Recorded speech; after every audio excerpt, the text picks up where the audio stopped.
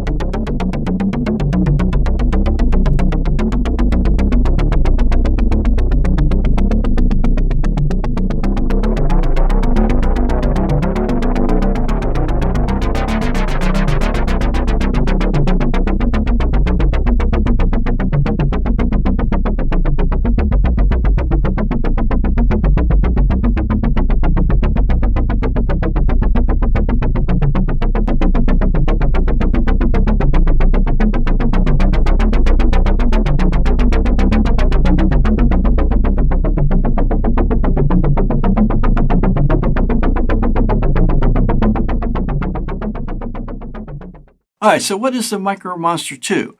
Dual polysynth. What do they mean by that? Well, it has different modes. You can run it as dual timbral mode, where it can either be layered or split, layered being stacked, I should say, or you can have it a multi where you're running it on two different MIDI channels.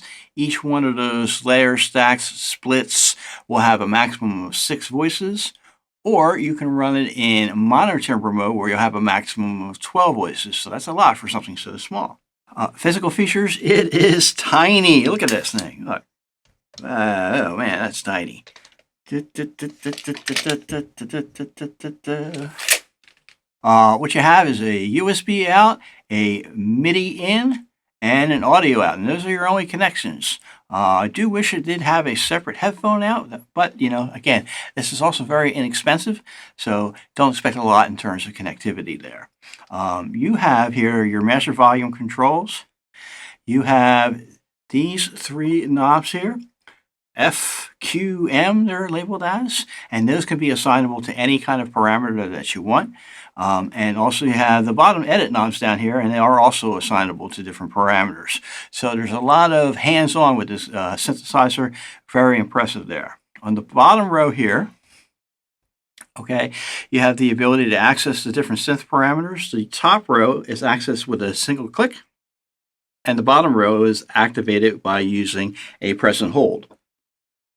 So let's go through those. You have 3 different oscillators. Those 3 oscillators are slightly different from each other. Oscillator 1 has analog traditional waveforms as well as FM. Already created FM waveforms inside there. Oscillators 2 and 3 have analog traditional waveforms as well as they have wavetables. And there's a total of 8 preset wavetables. Okay, so the parameters are generally the same. You're looking at here. Let's pull up something where it has a different shape capability. Okay, and you can go through the different types of shapes that are available. This particular shape here is a triangle that will morph into a pulse wave.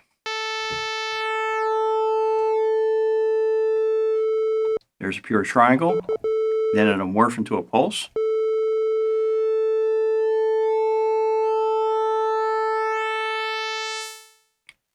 Until the pulse wave is actually to the point where you can't hear it anymore.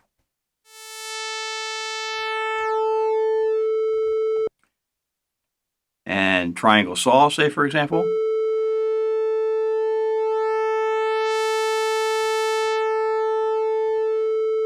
Okay, I won't go through all of those. And then if you want to look at the mixer section, you would just hold it down. And that's the mix 1. Now I'm going to turn mix 1 down just for demonstration purposes because I want to show you the oscillators that are on mix 2, that being operator 2 and operator 3. So let's turn that up. All right, now I'm going to go to oscillator 2, and you have these waveforms here. There's 8 of them. And if I go through the shape, it'll actually change the position of them.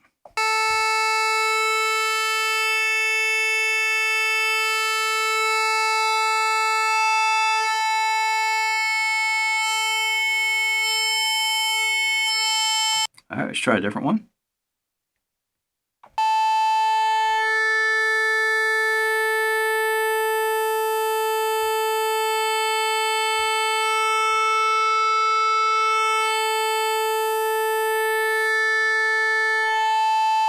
Okay, so very cool. You can either, depending on the oscillator that you're using, you can either use the shape control to the actual blend or sweep, we say, between a triangle and a pulse wave, a triangle and a saw wave, a triangle and a square wave, or you can actually use it to go through the different wavetables. Next, you also have the coarse tune, and then you have the fine tune for each different oscillator.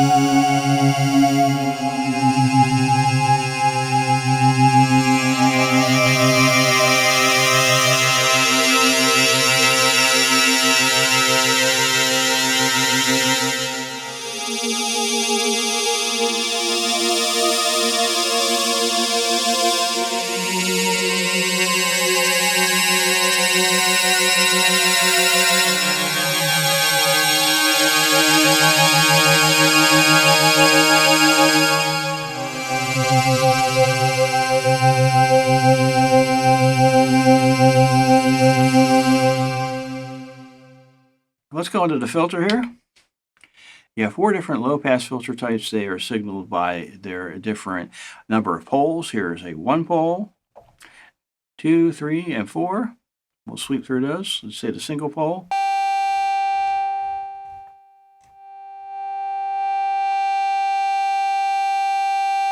Go 1 down for harder cutoff.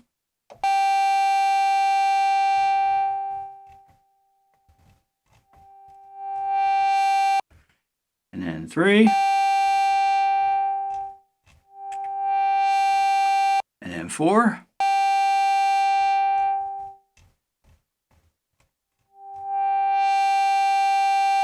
So each one has a more successive pole amount and therefore a more steeper cutoff. You have resonance, and then you have the amount of the envelope. That's being envelope number 2, which is directly ported back to the filter, and its amount either positive or negative. If you hold down the filter, you have 2 additional controls. You have a drive control,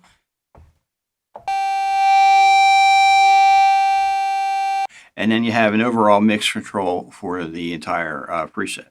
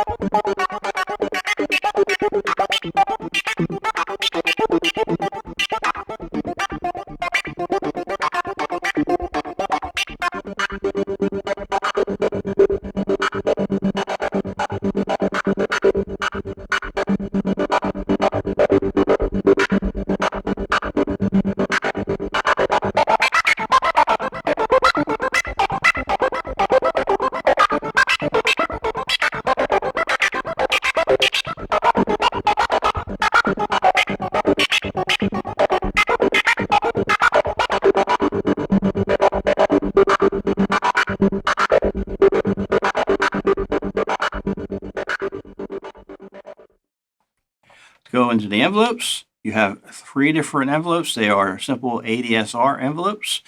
The first one is dedicated to the amp. The second one is dedicated to the filter. And then the third one is dedicated to whatever you want, where you would set it up in the modulation matrix.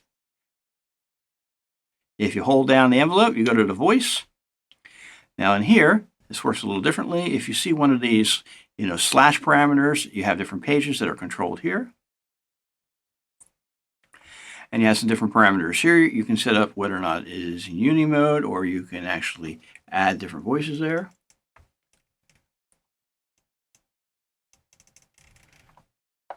And then they have different assignments for how the envelopes are treated.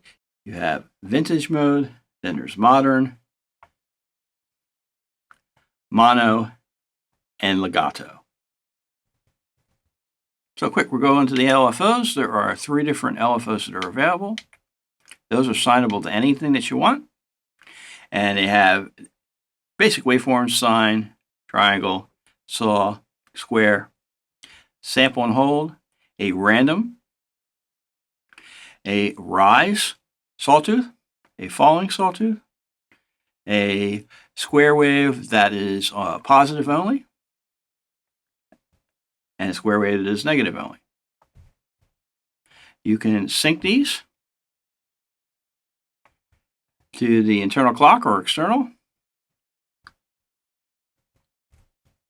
or set them to be any way. And then they have where they can run freely. They can run depending on hitting the key. They can have a one-shot, and they are per voice. If you hit the LFO, hold that down. This gives you the program menu. There are 4 pages here. This is where you can select the type of preset. You can give it a category. Again, there's another mix control, which is the same one that is in the drive menu. You can set the beat per minute. This is where you set the pots. You can actually set them to wherever that is that you want, F, Q, and M. When it says system, that goes to the global settings, or you can set them to whatever that you want.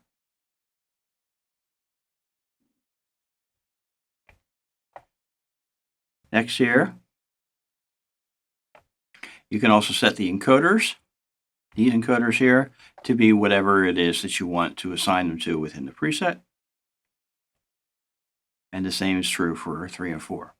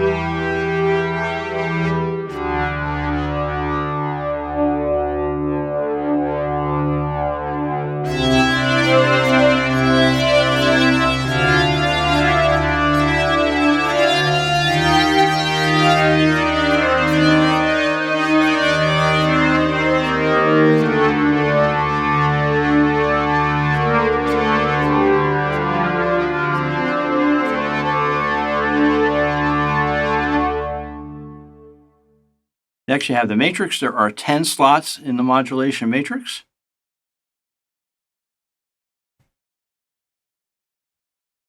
Okay, so you would set a source here, a destination here, and then the amount, positive or negative, here. Very, very simple layout. It's really great. I mean, I'm surprised how small this is, and it's easy to get around. There is a great arpeggiator here as well, with up, 3 down, all kinds of different settings for that. There's a gate, octave, and the clock division. There's a system menu here. This is where you would configure the given mode.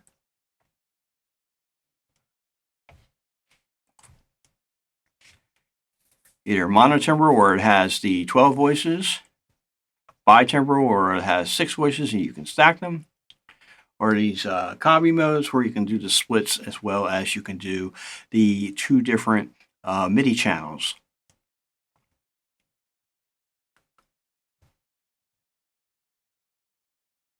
This is your master tune, the display, stereo out, selecting your MIDI channel, internal clock, and this is where you would select your master global controls for these. If you don't set them to individual controls for a preset, they will default to the cutoff, resonance, and a mod. And here you can set the defaults for these encoders on a global menu.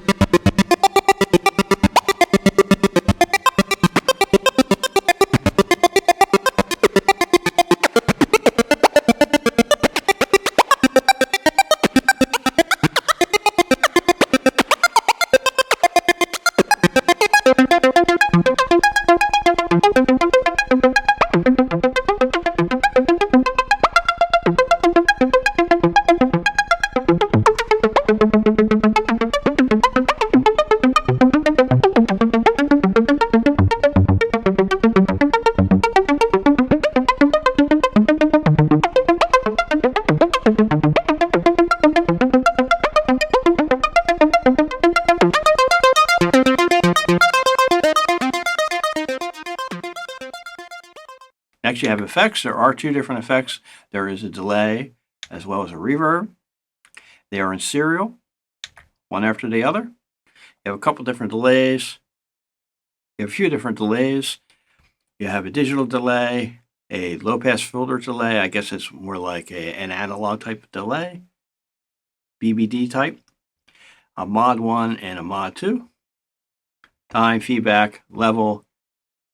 It doesn't have a chorus, but if you turn the time all the way down to 0, you can get a good simulation of a chorus. It actually sounds pretty nice. You have here next the reverb, decay. It has a modulation available, which is really cool. And then its level. And lastly, there's a utility menu where you can do your dumping of your presets, or you can store new ones.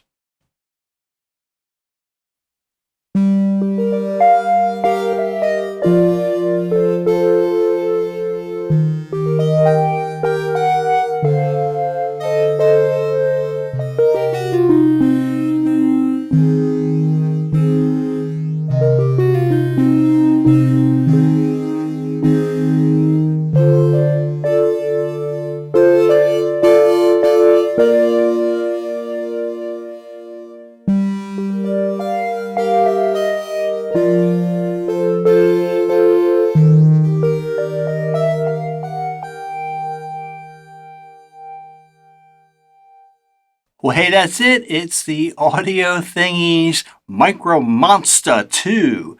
This thing is so cool. It's so tiny, yet it sounds great. And it's got tons of features. It's really a serious synthesizer. Thanks so much for watching the video. Please share it, subscribe to the channel, check out tjontheroad.com for more. I so much appreciate your support, and I will see you next time.